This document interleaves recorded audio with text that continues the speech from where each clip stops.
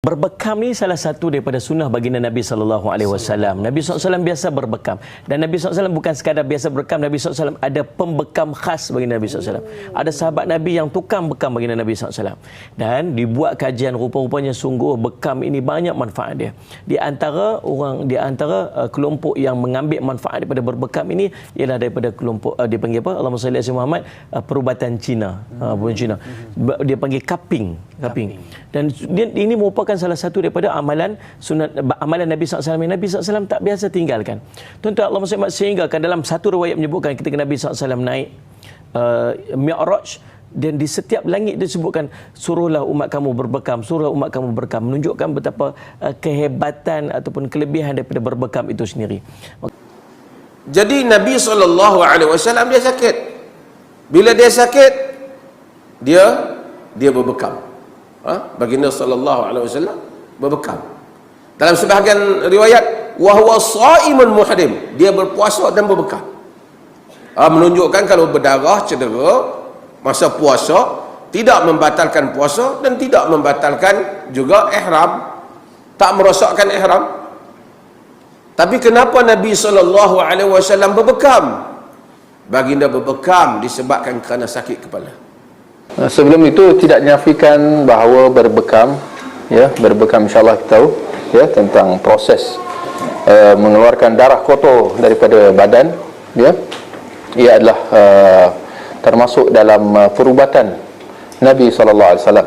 Ia adalah satu sunnah, satu yang dianjurkan untuk kita berbekam, untuk kita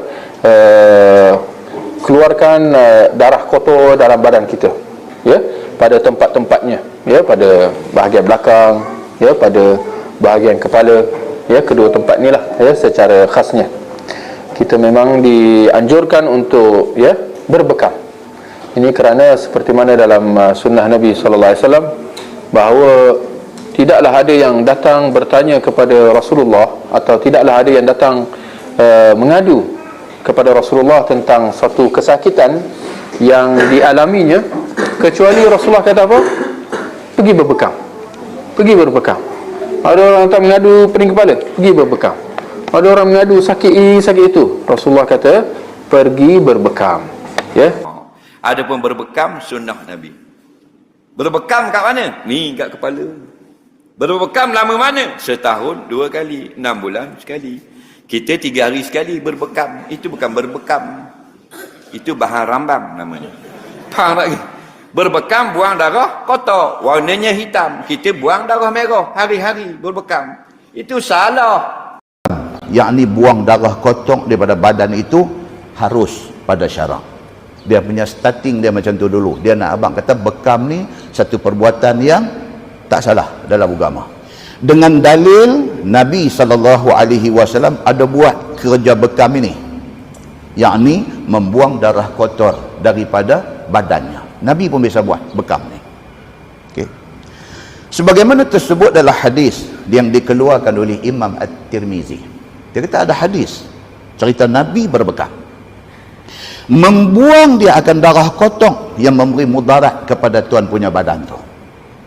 Dia bekam, dia bagi kawan tu jadi healthy, jadi sihat, dan meringankan sulbi, dan mencerahkan dia akan spotlight dia, dan juga pemandangan matanya. Spotlight itu maksud apa?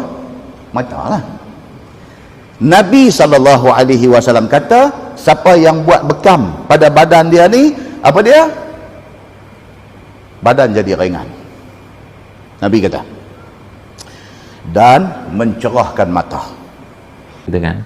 Dan pertanyaannya, apakah darah yang keluar dari bekam ini darah, kita nyebutnya kalau dalam bahasa ilmiah namanya CPS, darah interstisial yang situ mengandung CPS. CPS itu adalah causative pathological substance. Jadi substansi penyebab penyakit di tubuh kita yang mentok, yang ngendon, yang nangkring di daerah-daerah interstisial, nanti teman-teman bisa lihat itu, atau mungkin di kapiler-kapiler tadi, karena orangnya jarang gerak, kurang air, kurang serat, dan segala macam.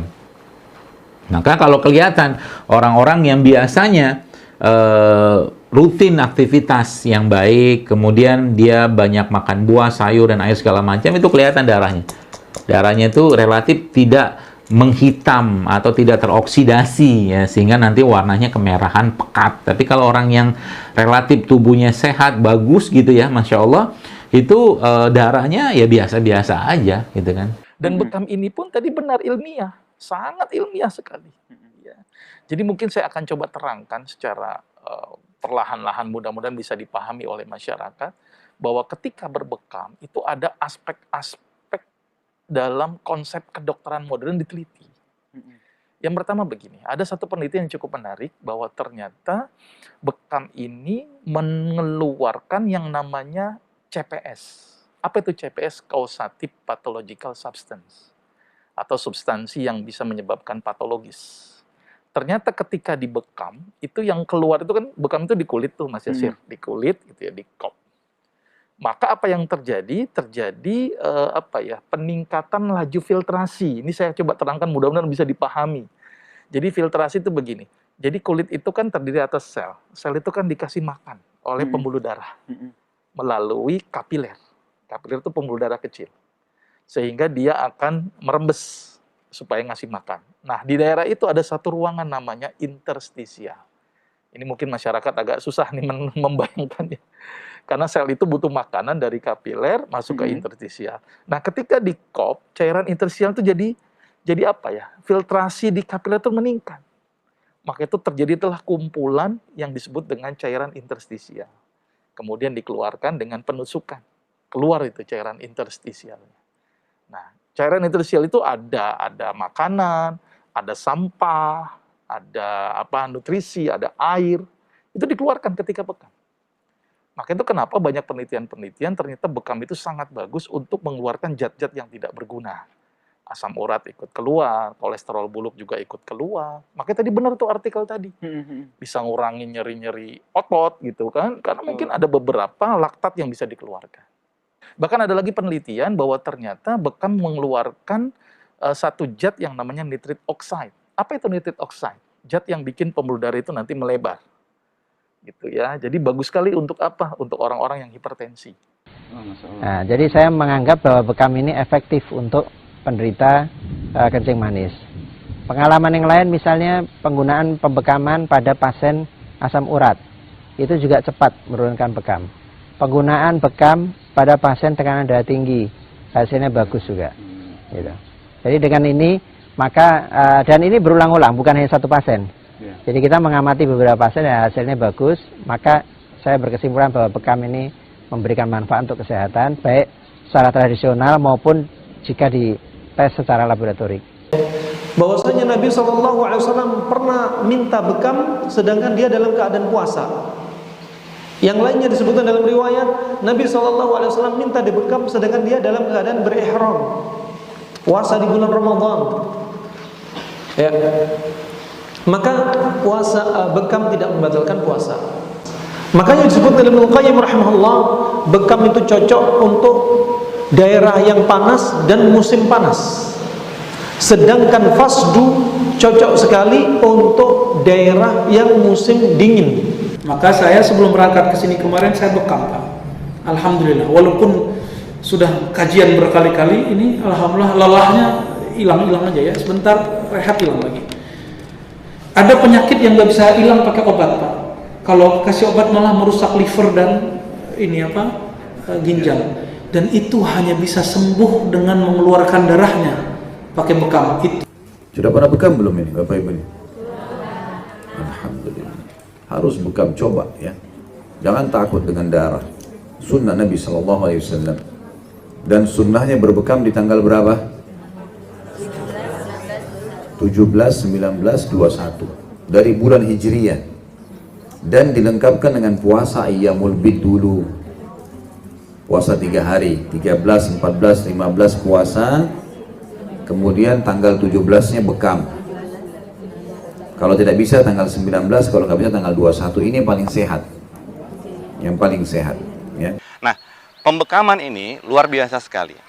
Banyak orang-orang yang telah melakukan penelitian terhadap manfaat bekam, dan ternyata bekam manfaatnya luar biasa, mulai dari hipertensi sampai penyakit yang terkait dengan penyakit psikosomatis atau penyakit kejiwaan ternyata dapat ditangani dengan melakukan bekam. Dalam hadis yang lain, Rasulullah juga mengatakan khairu ma tadawaitum bihi al-hijamah. Sebaik-baik pengobatan yang engkau dapat berobat dengannya adalah dengan cara berbekam. Nah, sahabat-sahabat sekalian, ada satu hadis yang cukup menarik. Ma marartu lailata usriya bi bimalain minal malaikati illa qalu ya Muhammad mur ummataka bil hijamah. Tidaklah aku pergi ketika Mi'raj itu, kata Nabi Muhammad SAW, kecuali ketika ketemu dengan para malaikat. Malaikat ini mengatakan, wahai Muhammad, perintahkan umatmu untuk berbekam. Kalau malaikat yang memerintahkan, tentunya malaikat memerintahkan tidak sendirian. Tentunya malaikat tidak bergerak sendirian, tapi malaikat memerintahkan atas bimbingan dan petunjuk Allah Subhanahu wa taala. Ya. Nah, para pembekam, salah satu jasa terbesarnya adalah mampu mengembalikan kembali porsi tubuhnya yang standar, yang fitrah ya Bu ya. Para pembekam. Jin itu bertempat tinggalnya adalah di titik-titik kotor di tubuh kita. Sementara itu yang dibekam oleh para pembekam. Tapi sebaiknya para pembekam saya anjurkan agar hidupkan sunnah Nabi sebelum membekam. Agar membaca doa perlindungan diri. Agar membaca doa perlindungan diri. Tidak sedikit jin-jin dan setan yang menyebabkan orang sakit. Ketika dibekam orang itu sembuh, jinnya ke dia perginya.